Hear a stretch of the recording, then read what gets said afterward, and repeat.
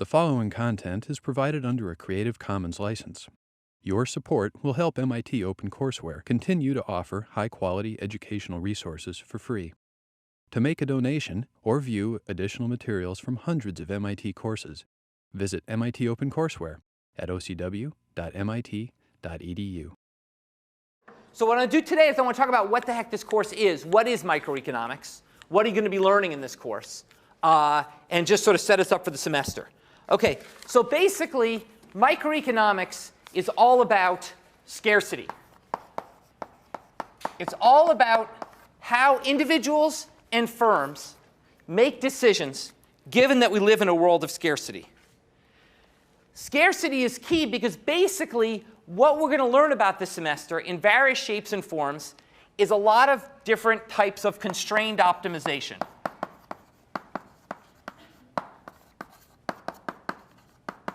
We're going to learn a lot about different ways that individuals make choices in a world of scarcity. Okay? That is, this course is going to be about trade-offs. Given scarce resources, how do individuals and firms trade off different alternatives to make themselves as well off as possible? That's why economics is called the dismal science. Okay? Economics is called the dismal science because we are not about everyone have everything. We're always people who say, no, you can't have everything. You have to make a trade-off. Okay? You have to give up X to get Y. And that's why people don't like us.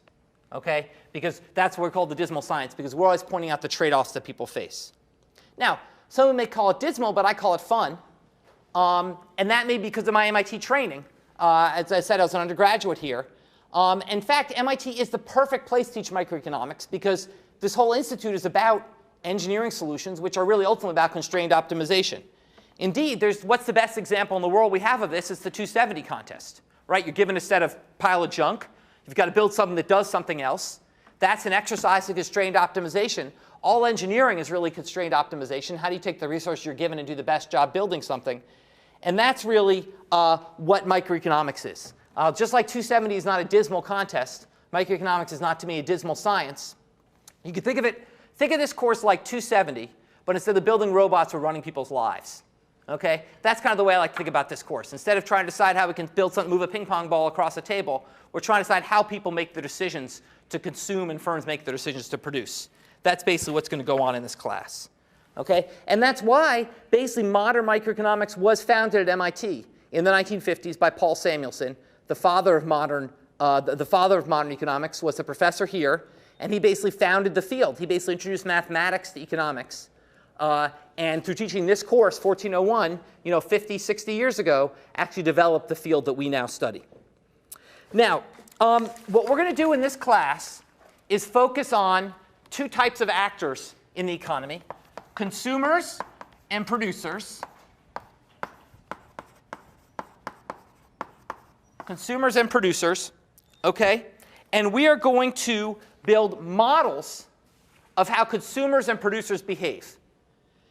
Now, technically, a model is going to be a description of any relationship between two or more economic variables.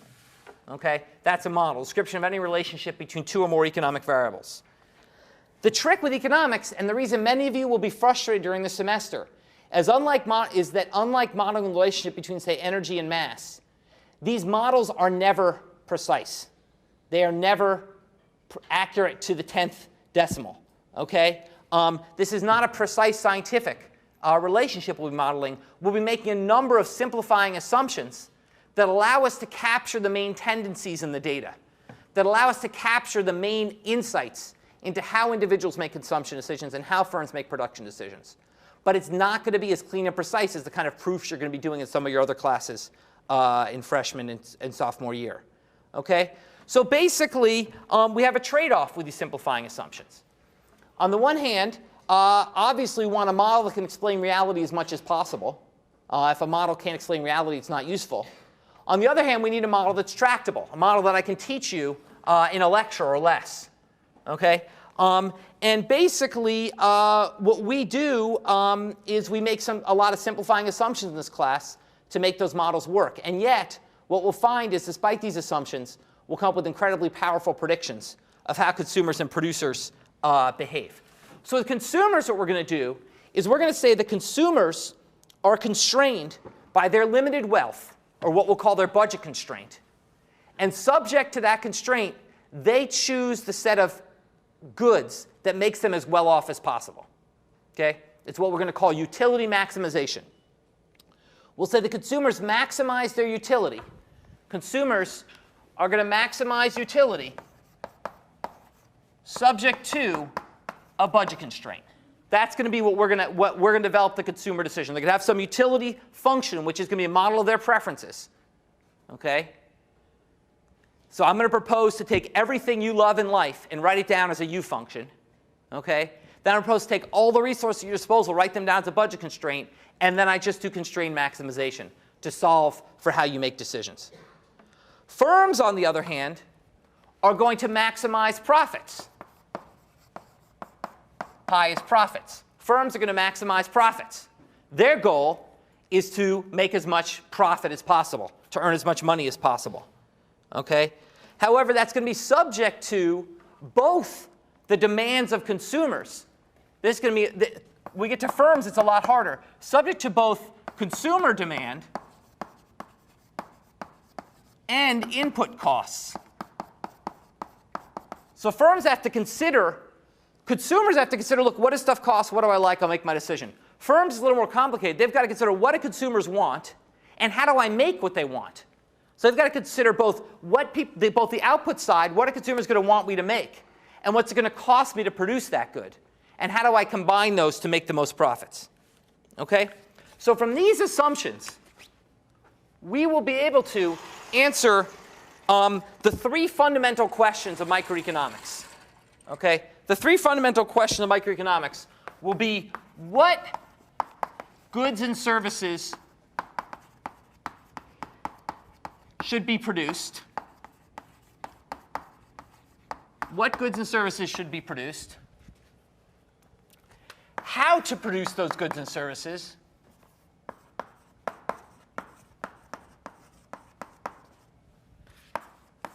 and who gets the goods and services. What goods and services get produced, how to produce those goods and services, and who gets them. And what's amazing, we'll learn in this course, is that all three of these questions, the three fundamental questions that drive our entire economy, are all solved through the role of one key state variable, which is prices. Prices in the economy will resolve all of these problems. Okay? Consumers and firms will interact in a market. They'll interact in a marketplace. And out of that marketplace will emerge a set of prices in a way we'll describe. And those prices will allow firms and consumers to make the relevant decisions. Okay? So let me just give you one. And we're going to do all this rigorously throughout the semester. Let me just start with one casual example. Okay? Let's think about the development of the iPod. Okay? Let's cast our minds way back, way back to the development of the iPod. Okay? Now, when the iPod, when Apple was thinking about making the iPod, they had to ask, would consumers want this? So consumers had to decide, given their limited resources, given the fact that they were buying a certain set of things, would they be willing to forsake some things they were already doing to spend the money on the iPod? Okay, it was a non-trivial amount of money. Would they be willing to forsake things they're already doing, okay, to spend money on the iPod? And clearly they were. Clearly consumers were willing to spend money, to spend a lot of money to get an iPod. They were originally, what, $300 back, when $300 meant something. Okay, so basically, so what the firm will do is they'll say, okay, we get a signal from the consumer that they're willing to pay money to get the iPod. They're willing to pay a high price to get the iPod. Now, the firm will say, well, should we make iPods? Well, that will depend on what it costs to make them. So we have to then assess what are the inputs that we'll need to make an iPod. Well, to do that, we have to look at the prices of the various inputs that we'll need, of the chip and the metal and all the other stuff that goes into the iPod. Okay? So they can shop across different countries for different kinds of chips. They can look at different kinds of monitors, et cetera. But once again, what they'll do is they'll use the prices of those different inputs to decide how to produce the iPod. So whether to produce the iPod will depend on the price people are willing to pay for it. How to make the iPod will depend on the prices that firms have to pay for the chip and the casing and all the other things that go into the iPod. Okay? And then finally, who's going to get the iPod? Well, they're going to make a certain amount. What decide who gets them? Well, the person who gets them is the people who are willing to pay the price that Apple decides to charge. Some people are willing to pay that price. They're going to get an iPod. Some people are not willing to pay that price. They will not get an iPod. So the price in the market will ultimately decide who gets the iPod as well. Okay? So basically, prices will determine what gets produced, how it's produced, and who gets the goods that are produced. Okay? Of course, this is a very, very simplified example, as you can already tell. There are lots of cases where prices don't decide these things. So my favorite example is the fact that there are lines for hours to get tickets to see a Lady Gaga concert. Okay? Now, if it's really true that prices determine everything, we shouldn't see any lines. It should just be that those who are willing to pay the most to see Lady Gaga should, those who want to see the most to get a Lady Gaga should get the tickets. Those who aren't willing to pay shouldn't get the tickets. Why should there be a line? Not to mention the fact that people shouldn't be willing to pay anything, but that's a different issue. That's a taste issue. We'll come to taste later. Okay? So basically, clearly, this is not working perfectly. If the world worked in the way I just described, then what should happen is there should be essentially an auction, and whoever's willing to pay the most for Lady Gaga tickets would get them, and whoever's not willing to pay wouldn't, and it wouldn't involve any waiting in line or other things. Now, what's very interesting is we've actually seen an evolution from my youth to your youth towards the economic model. When I was a kid, if you wanted, so then it was Cars tickets, okay, to date myself, okay, you had to go and camp out at 3 in the morning outside the store where they're selling them to get the tickets. Now, of course, you don't do that anymore. Now you go on StubHub or Ticketmaster or these other secondary sellers, and there are prices that determine it. So increasingly, how many people actually, how many people have waited online to get a concert ticket? Okay, that's amazing. So if I asked this question 30 years ago, 90% of the hands would have gone up. Okay? So what that means is the price mechanism has started to be used, has replaced the line mechanism as a way to allocate those tickets, and we see prices working. That wasn't true. There wasn't StubHub. These weren't these secondary ticket sellers 30 years ago. You had to wait online to get the tickets. Now, so that's basically sort of an overview about sort of an example of how we think about the role of prices. Now, let me draw a couple of important distinctions, terms I'm going to use this semester that I want you to be comfortable with. Okay? The first distinction I want to draw is between theoretical versus empirical economics. Theoretical versus empirical economics. Okay, theoretical economics is the process of building models to explain the world. Okay, empirical economics is the process of testing those models to see how good a job they do in explaining the world. Okay, we could all make up a model. Okay, anybody who has math skills could make up a model, but it doesn't do any good unless it's actually doing something to explain the world. And so basically, what we want to do, the goal of theoretical economics is essentially to build a model that has some testable predictions. To build a model that says, look, here's my simplified model of how consumers decide whether or not to buy an iPod. Okay, I have a model of that I've developed theoretically. Well, that has some testable predictions. And the role of empirical economics is to gather the data and go and test them using statistical methods, specifically, typically regression analysis of the kind you learn about in advanced statistics. Okay? So basically, what we're going to do is we're going to mostly, 95% of this course will be about theoretical economics this semester. It'll be about understanding how economists develop the models to model how consumers and firms behave. But I will try to talk somewhat about empirical economics and what data we can bring to bear to understand whether or not these models explain the world. Okay? The other distinction that's very important is positive versus normative economics. Positive versus normative economics. Okay? And this is the distinction between the way things are, which is positive economics, and the way things should be, which is normative economics. The distinction between the way things are and the way things should be. Okay? So let's consider a great example of microeconomics at work, which is auctions on eBay. Okay?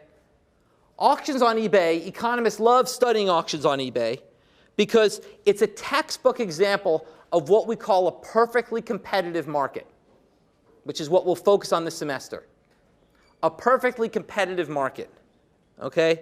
And by that we mean that basically,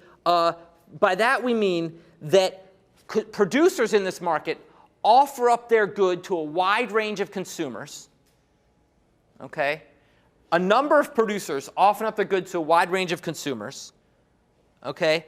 And the consumers bid up the price until the person with the highest value for the good gets it. So price serves exactly the signal it should in allocating goods. Okay? So really, eBay is really sort of about this third thing of who gets the good. Okay? I offer my, my alarm clock or whatever on eBay. Okay? And then people bid on that, and whoever values that the most, that rare John Gruber alarm clock the most, they get it. Okay? So it's a perfect textbook example. Okay? And basically, because on eBay, the price is used, or now with also StubHub and concert tickets, the price is used to allocate the good to the person who wants it the most. Okay? Now, a recent example of an auction on eBay got a lot of attention. Not so recent anymore, a couple of years ago. Someone tried to auction their kidney on eBay. Okay? Someone offered their kidney for auction on eBay. They said, I have 2 kidneys. I only need 1. So I'm going to auction my kidney. You pay for me to fly to wherever you need my kidney, and the operation, they take it, I'm going to give it to you, and that's the way it goes. So what happened? Well, this person offered their kidney, and they said the starting price will be $25,000. They didn't do a buy it now. They said the starting price will be $25,000, and the bidding went on. The price got to $5 million before eBay shut it down. eBay shut the auction down, and eBay said, no, in fact, you can't do this. Now, there's 2 questions here. The first is, why did the price of the kidney go so high? That's the positive question. The positive question is, why did the price of the kidney on eBay get so high? And here, we'll talk, and you'll learn more starting Friday, about the twin forces of supply and demand. The twin forces that drive the economy of supply and demand. And you'll talk more vigorously about these on Friday. Basically, they're what they sound like. Demand is how much someone wants something. Supply is how much of it there is to have. And the intuition here is unsurprising. Okay? The more that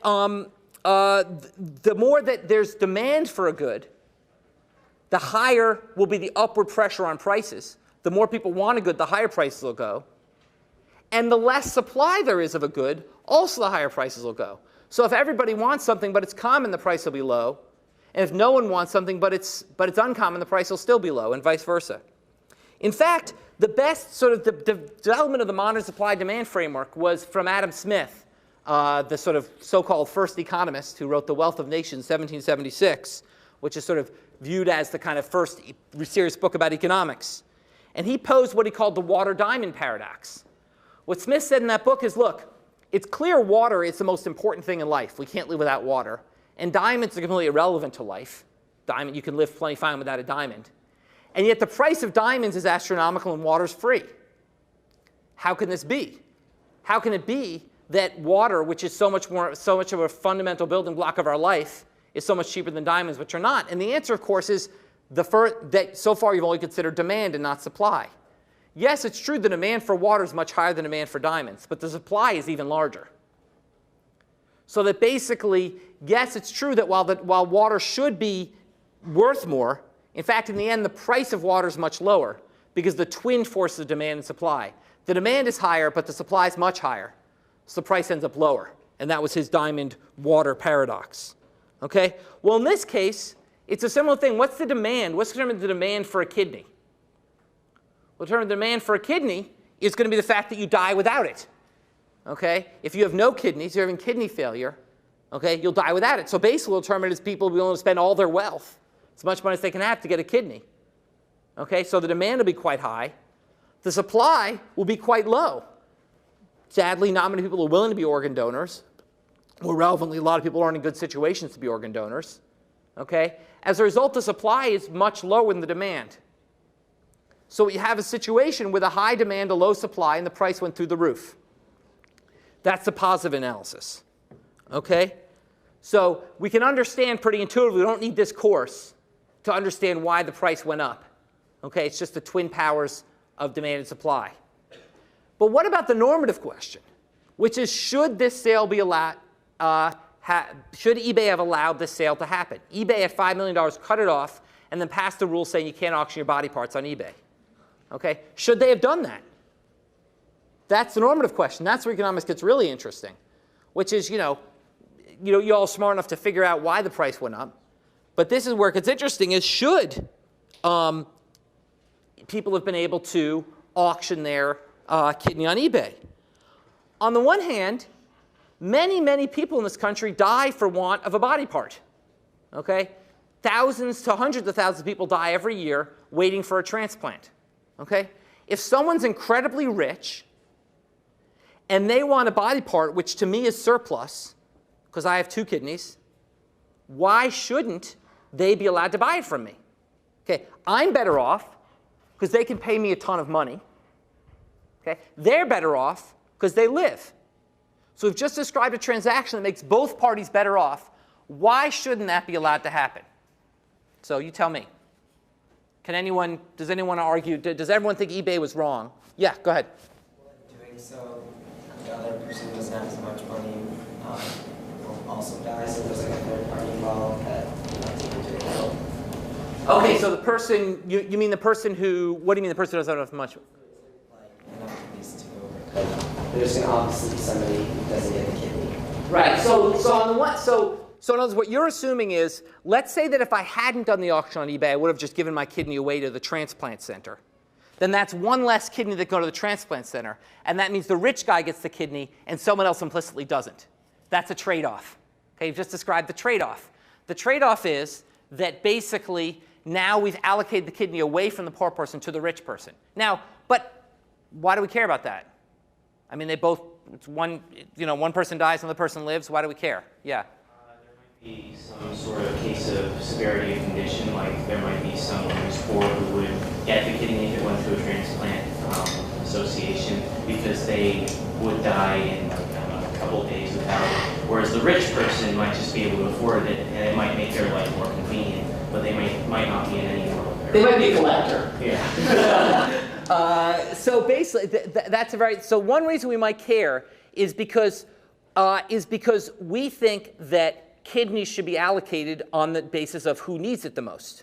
Okay? So the great example of this, of course, was Mickey Mantle with a liver transplant. Mickey Mantle, famous ball player, raging alcoholic, who had liver failure because he basically was drinking himself to death and jumped the queue and got a liver above a lot of people, and then he kept drinking and killed himself and wasted the liver he'd gotten. Okay? So basically, you could think that doesn't make sense. We should get to the people who need it the most for them to be the most good in terms of increasing their life. Okay, but let's actually, okay, so that's a good, so we've got the substitution point. Okay, let's come back to the substitution point though. Tell me a situation in which that's wrong. Can someone tell me a situation in which in fact that's not a valid point? Yeah. The guy's only going to sell, so the reason I'm going to give it away. Exactly. You were assuming that if the guy didn't sell, he'd give it away. But in fact, if it's sell it or keep it, then there's no trade-off. And similar here, it's not like it'll go to, if it's sell it or keep it, then you might as well let the rich guy get it. Or is there another argument? Is there another reason why you might not want this to happen? Yeah? Maybe encourage illegal, Legal? ways of getting a kidney. Yeah, the other reason could be that we don't trust people to make good decisions when money's involved. That we think that, gee, if it's really true I can get a couple $1,000,000 for a kidney, I might give mine up even if I haven't really thought through the ramifications of doing so. Even if there's a risk to the surgery, there's a risk that my other kidney will then fail, then I'll be screwed. Okay? So basically, we might have a paternalistic attitude that will lead us to not want to allow people to engage in this kind of risky behavior. Yeah? Also be some legal ramifications associated with that. If someone sells their kidney and then their other kidney fails, they might then blame eBay. Want it back? Like that repo would be? Yeah. That's right. There could also be, but let's leave the lawyers out of this, okay? I don't like lawyers. We're going to rag on lawyers this semester. We're going to leave the lawyers out of this. But in any case, you're right. That's sort of a ramification of the same thing. So we've talked about the fact that there's substitution. We've talked about the fact that it's not allocated to those who need it the most. We've talked about the fact that people may be making bad decisions in doing this. But there's another factor as well, which is we may just as a society feel it's unfair that rich people can get things poor people can't. There may be a pure equity component here, okay, which is simply that we as society value equality, value income inequality, and we think people should not have an extra shot at getting a resource just because they're rich. Now, that is a very deep and hard concept and we'll spend a couple lectures talking about equity towards the end of the semester. By and large, we won't consider it, okay? But it turns out to be behind much of what we'll discuss, okay, much of what we'll discuss this semester and much of what goes on in economics, okay? Just take a look at the debate that's going on right now in terms of President Obama trying to decide whether or not to extend tax cuts to wealthy individuals in the US. Okay? Some people argue that allowing those tax cuts would promote the economy. Okay? But others argue it's unfair for rich people to get tax breaks. And that fairness argument matters a lot in terms of driving the kinds of economic policy decisions, the kind of economic decisions we need to make. So this semester, we're going to focus a lot on efficiency and optimization and how to get resources from the right to the right place. But you have to remember behind a lot of this is deep normative issues about what should be happening, how should an economy function, and in particular, how should we think about these kind of equity issues that are so important. Okay. The last thing I want to talk about is why micro is not just an abstract concept for things like, you might say, oh, this is all pretty funny, and it's like, you know, selling kidneys on eBay and tax cuts for the rich, and why do I care? Okay? Well, you care because literally every decision you make is made through the kind of framework we're going to think about this semester. Okay? Now, different decisions may follow our models more closely and less closely. But there is not an economic decision. Okay? There's not a decision that people have made the economists haven't tried to model. From whether to produce iPods to how many times to have sex each week. Okay? These are all things economists have tried to model with varying degrees of success. Okay? And these are because economists think that these all come from the same decision theoretic framework that we can discuss. Let's talk about a simple example from this course. Your decision of whether or not to buy the textbook. There's a textbook, and what's it cost? $140? What's it cost? Anyone know? No, Claudia? Amazon says $180. What? Amazon says $180, but it's available for $130. $130, fine. So $130 for Professor Perloff out at Berkeley. He doesn't get it all. I wrote a textbook too. He gets a small share of it. Okay, so you have to decide. Now, has anyone bought a used version of the 4th edition? Well, he's the 5th edition now. Has anyone bought a used version of the 4th edition? Does anyone know what the used price is? You can be honest. I don't care. I know some people sell it for like 85 or so. So 85. So you've got to decide. So let's say you can buy the previous edition, the 4th edition for 85, or the current edition for 130. Okay? You've got to make that decision. Okay? How do you make that decision? Well, you may think, gee, I just make the decision. It's not really about microeconomics, but it is. We're going to model how you think about a decision like that. Well, how do you think about a decision like that? Well, the first thing you consider is your preferences.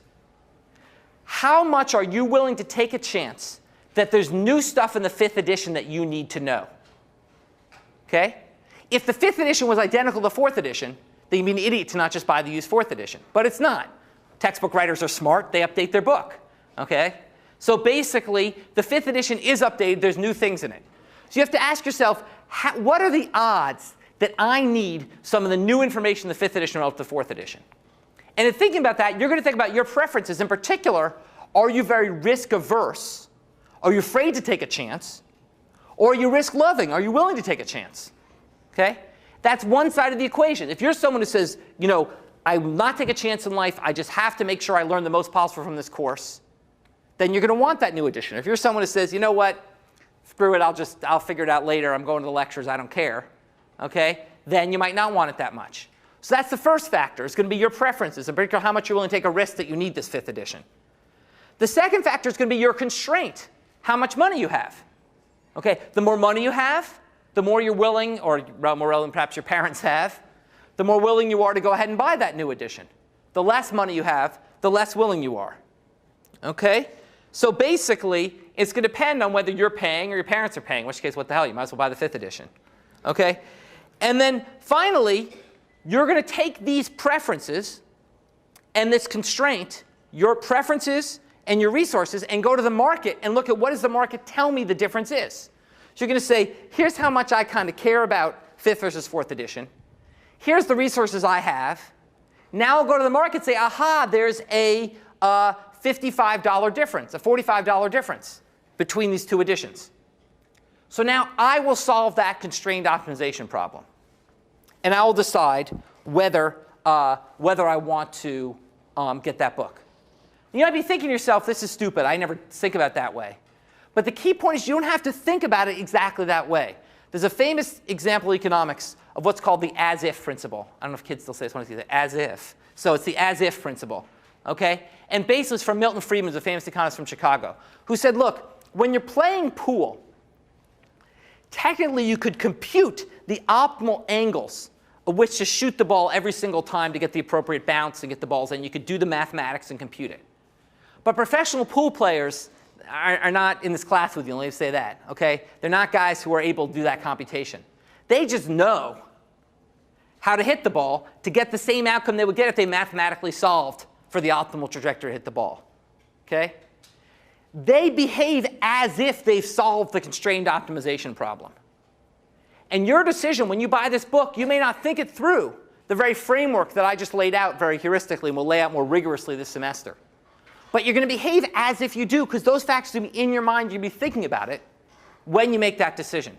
So while you may feel the models we learn in this course are rather abstract and don't really explain how you behave on an everyday basis, you're going to behave as if those models are really applying to you.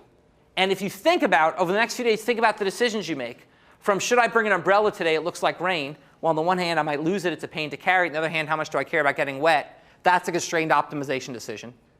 To should I have an extra drink at a party Friday night? On the one hand, I might, that could have some pros and cons. Okay? These are all decisions, constrained optimization decisions you're going to make.